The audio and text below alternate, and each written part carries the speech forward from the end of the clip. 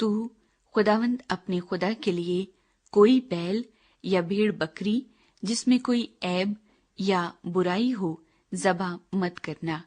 کیونکہ یہ خداوند تیرے خدا کے نزدیک مکروہ ہے۔ اگر تیرے درمیان تیری بستیوں میں جن کو خداوند تیرا خدا تجھ کو دے کہیں کوئی مرد یا عورت ملے جس نے خداوند تیرے خدا کے حضور یہ بدکاری کی ہو کہ اس کے عہد کو توڑا ہو اور جا کر اور معبودوں کی یا سورج یا چاند یا اجرام فلک میں سے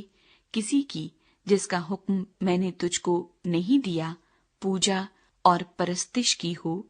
اور یہ بات تجھ کو بتائی جائے اور تیرے سننے میں آئے تو جانفشانی سے تحقیقات کرنا، اور اگر یہ ٹھیک ہو اور قطعی طور پر ثابت ہو جائے کہ اسرائیل میں ایسا مکروہ کام ہوا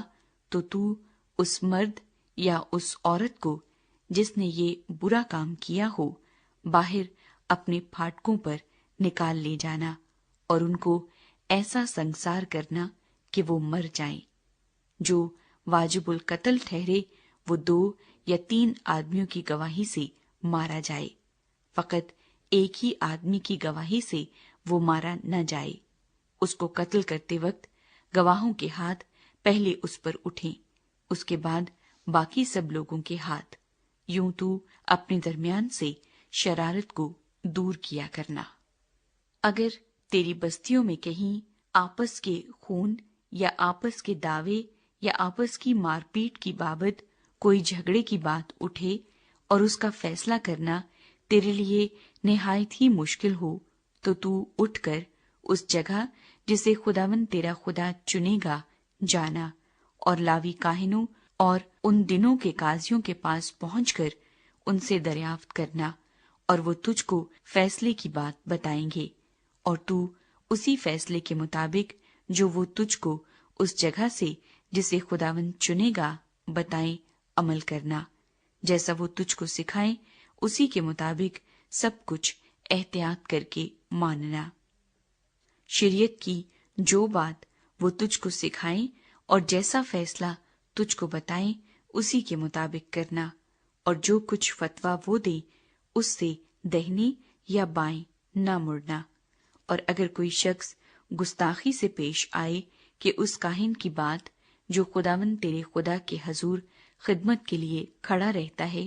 یا اس قاضی کا کہا نہ سنے تو وہ شخص مار ڈالا جائے، اور تو اسرائیل میں سے ایسی برائی کو دور کر دینا، اور سب لوگ سن کر ڈر جائیں گے اور پھر گستاخی سے پیش نہیں آئیں گے۔ بادشاہ بنانے کی بابت ہدایات۔ جب تو اس ملک میں جسے خداوند تیرا خدا تجھ کو دیتا ہے پہنچ جائے اور اس پر قبضہ کر کے وہاں رہنے اور کہنے لگے کہ ان قوموں کی طرح جو میرے گردا گرد ہیں میں بھی کسی کو اپنا بادشاہ بناؤں، تو بہرحال فقط اسی کو اپنا بادشاہ بنانا جس کو خداوند تیرا خدا چن لے۔ تو اپنے بھائیوں میں سے ہی کسی کو اپنا بادشاہ بنانا، اور پردیسی کو جو تیرا بھائی نہیں اپنے اوپر حاکم نہ کر لینا۔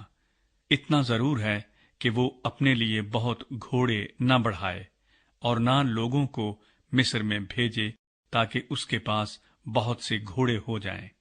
اس لیے کہ خداوند نے تم سے کہا ہے کہ تم اس راہ سے پھر کبھی ادھر نہ لوٹنا۔ اور وہ بہت سی بیویاں بھی نہ رکھے تا نہ ہو کہ اس کا دل پھر جائے، اور نہ وہ اپنے لیے سونا چاندی ذخیرہ کرے، اور جب وہ تخت سلطنت پر جلوس کرے تو اس شریعت کی جو لاوی کہنوں کے پاس رہے گی ایک نقل اپنے لیے ایک کتاب میں اتار لے، اور وہ اسے اپنے پاس رکھے اور اپنی ساری عمر اس کو پڑھا کرے،